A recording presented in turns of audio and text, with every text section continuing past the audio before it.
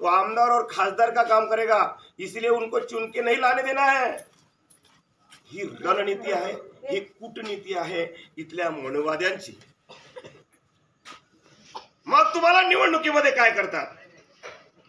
निवडणुकीमध्ये बीजेपी, काँग्रेस, राष्ट्रवादी, शिवसेना हे आपल्यातील गल्ल्यातील दलाल पकडतात, यंग पोरा पकडतात, काही मुरब्बी लोक पकडतात, काही महिला पकडतात आणि यांच्याद्वारे कौन से एरिया में कौन लोग दलाल है, इनको पहले जो है मिलो और उनको जो है इसको कैसे बांटेंगे, इनको कैसे विभाजित करेंगे, वो बिल्कुल प्लान करते हैं।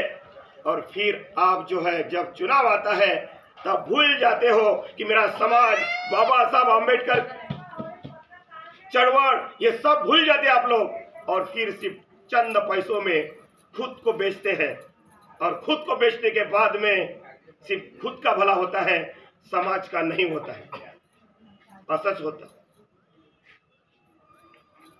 पण मात्र फोटो बाबासाहेबांचा काम काम काम स्वार्थाचं काम आम्ही स्वार्थाचं करतोय आणि मात्र जे आहे चुनाव झाला खतम की मग पुन्हा आपला माणूस नाही आला निवडून। लय कोशिश नाही केली, आम्ही प्रयत्नच केला नाही।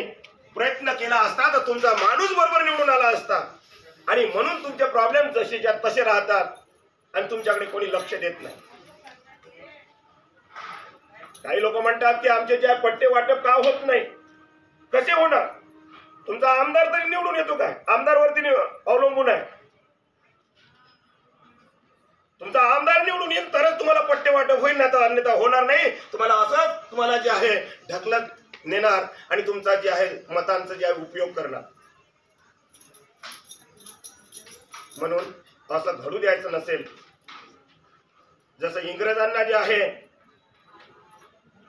हाकलण्यासाठी 150 वर्ष लागले, तसेच इथल्या मनुवाद्यांना हाकलण्यासाठी तुम्हाला 150 वर्ष जर स्वतःची पिळवणूक करून घ्यायची नसेल तर स्वतःला विकू नका, स्वतःचे मत विकू नका आणि स्वतःच्या पिढ्या विकू नका। कारण हे मत म्हणजे जे आहे मिटमिटच्या एवढं नाही आहे, तुमच्या मताचं महत्व खूप मोठं आहे। काही लोकांना वाटते काय बटन दाबले अशी जी आहे म्हणजे होऊन जाते, पण इथं लक्षात ठेवा आमच्या लेकराच्या शाळा ज्या आहे ना आधुनिक नाही बनवून राहिल्या, कारण की आम्ही चुकीच्या मार्गाने मतदान करून राहिलो आहे। असं होत आहे, चुकीचे प्रतिनिधी निवडून येत आहे। म्हणून चुकीच्या पद्धतीने जाल, या देशातला नागरिक चुकीचा असेल तर सरकार चुकीचं निर्माण होते आणि म्हणून शाळा बंद होते आमच्या। आणि तुम्ही या शाळा बंद झाल्या तर हे तर त्यांच्यासाठी चांगलंच आहे। म्हणून लक्षात घ्या, ही लढाई आहे मोठी आणि ही एक और लढाई आजादी की आहे। या देशाला पुन्हा गुलामगिरीत जर तुम्हाला पाहायचं नसेल तर आमचे वोट, आमचे मत आम्ही पैशात विकणार नाही, एवढा तुम्ही जे आहे संकल्प करावा आणि येणाऱ्या कालखंडामध्ये तुमच्या हक्काचा नगरसेवक पाहिजे। पण अलीकडे नगरसेवकही कसा असला पाहिजे, नगरसेवकही तुमचा दूरदृष्टीचा असला पाहिजे आणि नवीन नाविन्यपूर्ण आलेला पाहिजे, कारण की त्याच्याजवळ नवीन प्लॅनिंग असते आणि नवीन प्लॅनिंग असल्यानंतर जे आहे तो नवीन प्लॅनिंग करून तुमच्याकडे जे काय आणता येईल यामध्ये तो प्लॅनिंग मध्ये असतो। म्हणून नाविन्यपूर्ण असला पाहिजे प्रतिनिधी। म्हणून आपल्या सर्वांना विनंती आहे, ही लढाई आहे आणि ही लढाई तुम्हाला जिंकायची असेल तर मात्र आपल्याला कोण योग्य आहे त्या योग्य प्रतिनिधीच्या मागे आपला सहभाग आपण दर्शवला पाहिजे। आणि येणाऱ्या कालखंडामध्ये या आमच्या बाबुळखेडा आणि कौशल्यनगर आणि अशाच प्रकारचे जे काही एरिया आहे याचाही डेव्हलपमेंट तशाच पद्धतीने व्हावा जो बाकीच्या एरियामध्ये डेव्हलपमेंट होतो। आणि हे कोण करेल? जो तुमच्या हक्कासाठी लढणारा जो व्यक्ती तुम्ही निवडून आणला तोच करेल। तुम्ही जर बीजेपी काँग्रेसचे नगरसेवक निवडून आणले ते कदापि इकडे फिरकून पाहणार नाही, एवढं लक्षात ठेवा, कधी पाहणार नाही। कारण की दुःखाची जाण त्या लोकांना असते ज्या प्रतिनिधी त्या दुःखामध्ये असणाऱ्या लोकांमध्ये सहभागी असतो, त्या वर्गातून आलेला जे काही प्रतिनिधी असतो। श्रीमंताच्या घरून आलेले प्रतिनिधी त्यांना जे आहे श्रीमंताची चाहूल असते, पण गरिबीतून आलेल्या लोकांना गरिबीची चाहूल असते। त्या गरिबीतून आपल्या लोकांना कसं काढता येईल? म्हणून आपल्या सर्वांना विनंती आहे, समाज चांगला जर निर्माण करायचा असेल, एक मानव संस्कृती जर चांगली रुजवायची असेल तर या समाजाची रचना पण आम्ही चांगली बांधणी केली पाहिजे।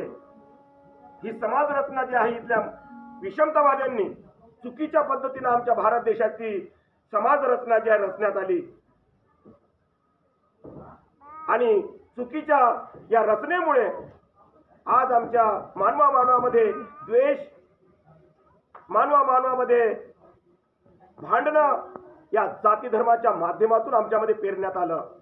आणि हीच भारत देशाला लागलेली एक भयंकर मोठी कॅन्सर सारखी कीड आहे। आणि हे जर तुम्हाला सोडवायची असेल तर ही मोठी लढाई आहे।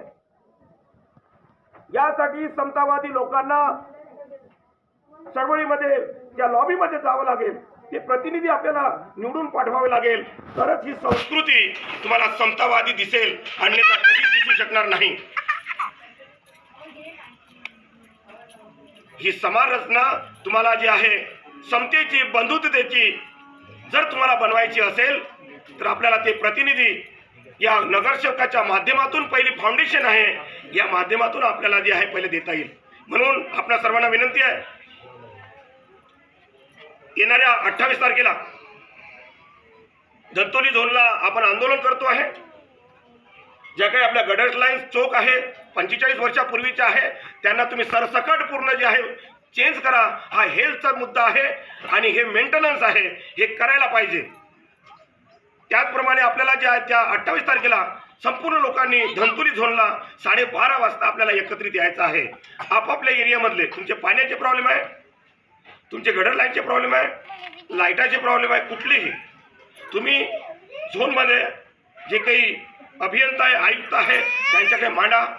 लोकशाही म्हणते की तुमचे प्रॉब्लेम जर असेल तर तुम्ही संघटितरित्या जर मानले तर ते तुमचे मानले जातात आणि ते निराकरण केले जातात। म्हणून यासाठी आपल्याला 28 तारखेला संघटित व्हायचं आहे आणि आपले प्रश्न तिथे मांडायचे आहे आणि ते सोडवल्या जाईल एवढं नक्की। आणि स्टेप बाय स्टेप आपण जेवढे काही पाईपलाईन्स आहे हा पूर्णच्या पूर्ण आपण चेंज करण्याचा प्रयत्न करणार आहोत।